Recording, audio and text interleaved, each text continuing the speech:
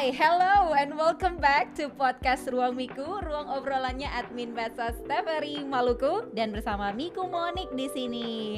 Apa kabar semuanya? Semoga sehat-sehat dan semangat terus ya menjalani hari ini. Well, seperti biasa kali ini Monik akan ngobrol-ngobrol santai membahas topik-topik hangat dan menarik untuk kita semua nih. Nah, berhubung hiruk-pikuk politik tanah air yang sementara terjadi ini center dibicarakan tentang isu-isu pemilihan presiden, legislatif dan juga kepala daerah. Nah, di kali ini juga edisi kali ini kita spesial edisi perdana untuk Maluku Cerdas Memilih dalam rangka mendukung proses pemilihan pemilu 2024 mendatang.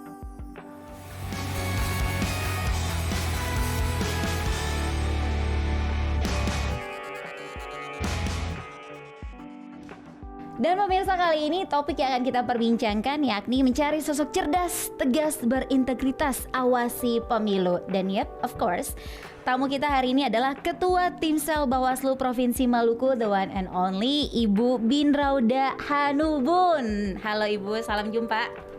Terima kasih, salam jumpa. Apa kabar Ibu?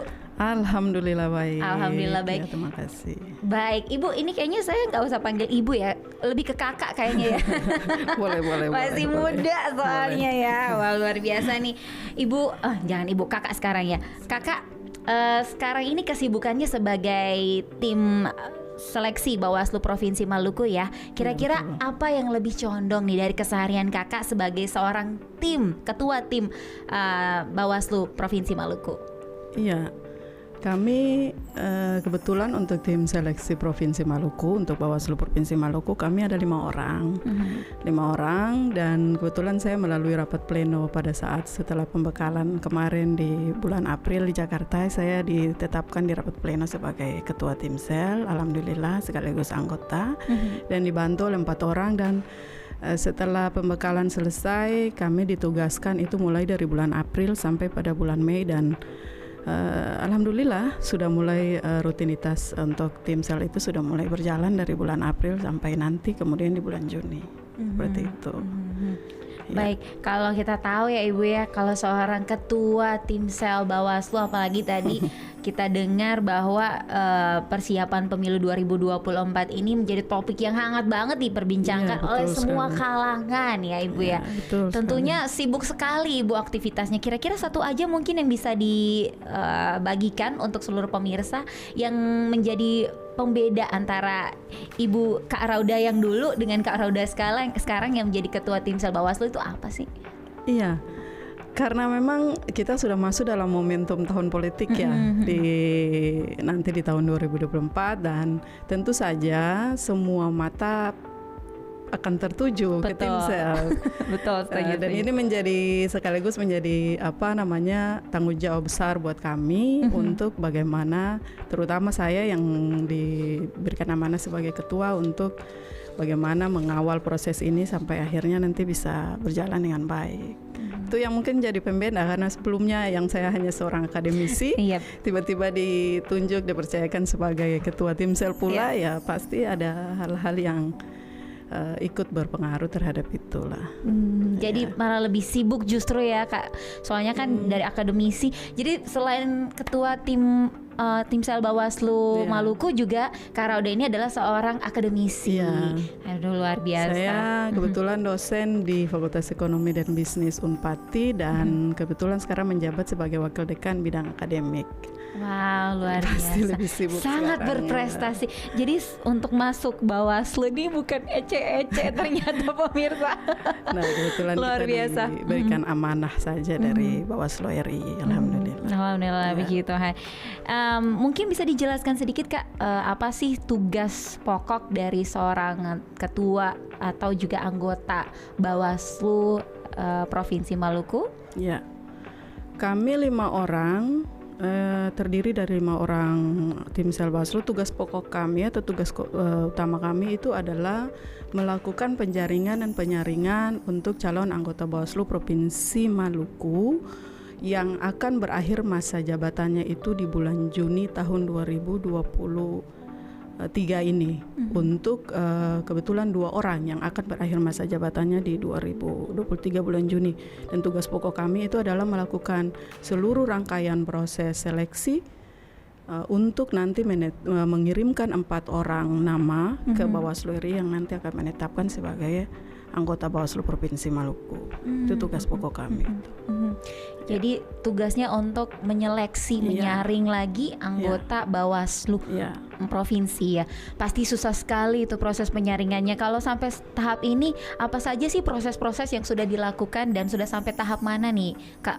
Iya, proses yang sudah kami lakukan, kami tetap mengacu pada pedoman yang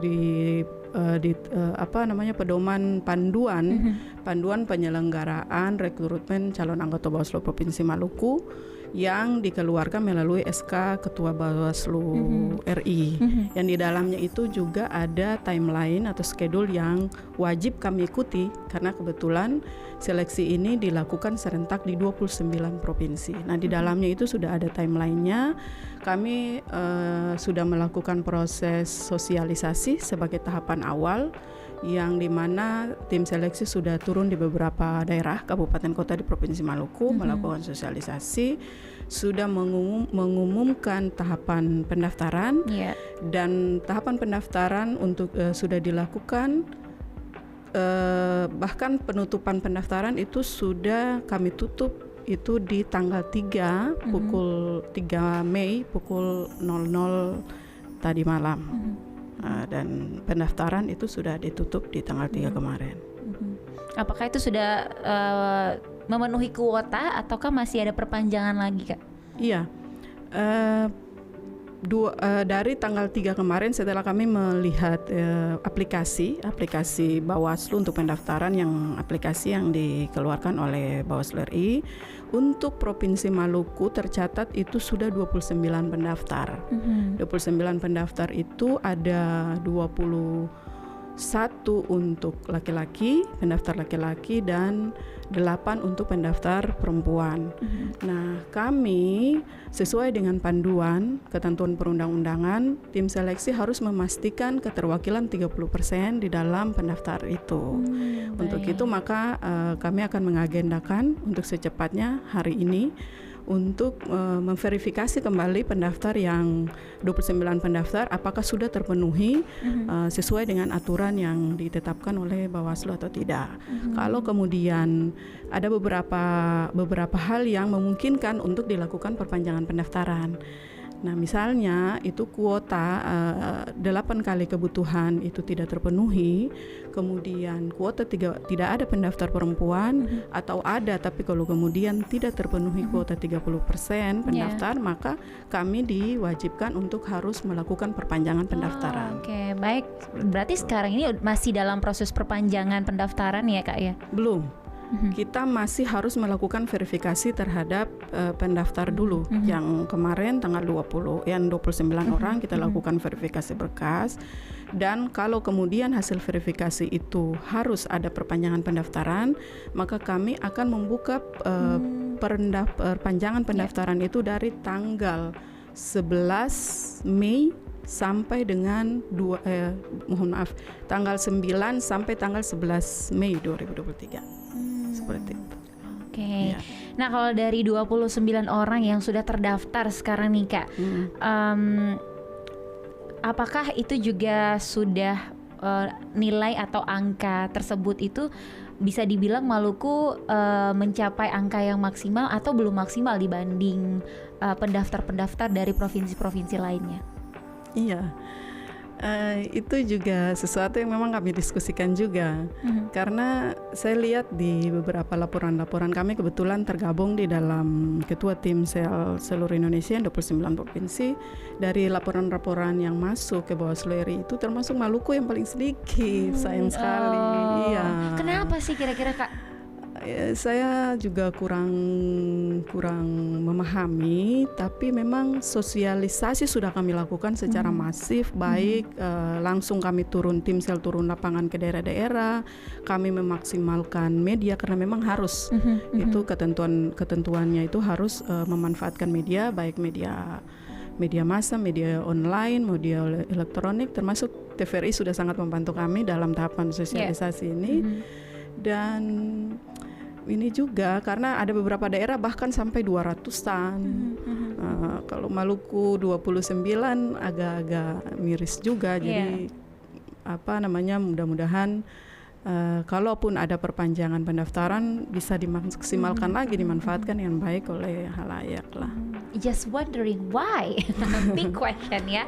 Atau mungkin persyaratannya yang terlalu susah karena sosok yang dicari harus berintegritas, harus yang cerdas. Nah, kita mau tahu dulu nih Kak Roda. Mungkin ada yang mendengar sekarang dan ingin juga masuk dalam antrian pendaftar calon Bawaslu Provinsi Maluku 2024 nanti.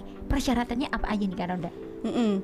Ada memang sejumlah persyaratan, kurang lebih itu 16 persyaratan yang harus terpenuhi atau harus dipenuhi oleh calon pendaftar. Tapi yang paling yang bisa saya sebutkan yang pertama sudah pasti ya warga negara Indonesia, kemudian memang dia harus berdomisili di provinsi, di wilayah provinsi yang bersangkutan, dalam hal ini di Provinsi Maluku. Kemudian usianya itu minimal 35 tahun. Jadi di bawah 35 tahun belum memungkinkan untuk mengikuti seleksi ini.